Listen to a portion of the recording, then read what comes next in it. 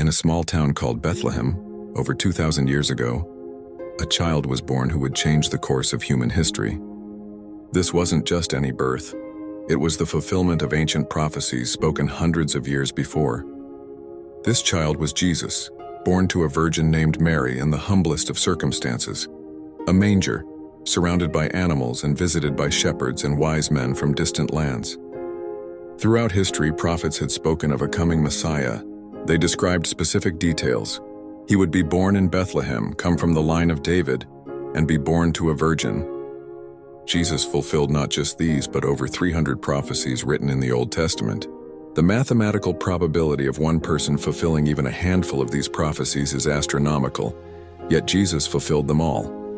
God's plan for salvation through Jesus was unlike anything the world expected. Instead of coming as a mighty warrior or powerful king, Jesus came as a humble carpenter's son. He taught love, forgiveness, and compassion. He healed the sick, fed the hungry, and showed mercy to the outcasts.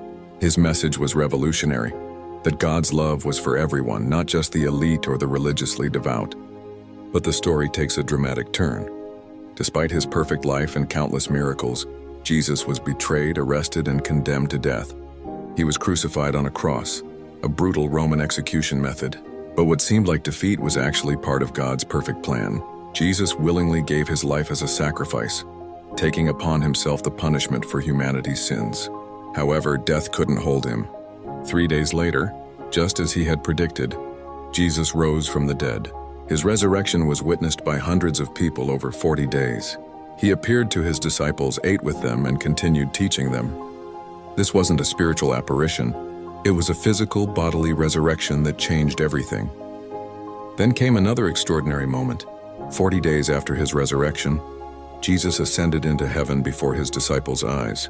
But before he left, he made a promise that he would send his Holy Spirit to be with his followers and that he would return again.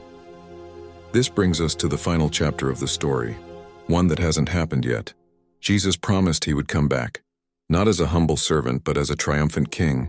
He said he would return to establish his kingdom and bring perfect justice and peace to the world. This promise gives hope to millions of believers today who wait for his return. The story of Jesus isn't just a historical tale. It's a living story that continues to transform lives today.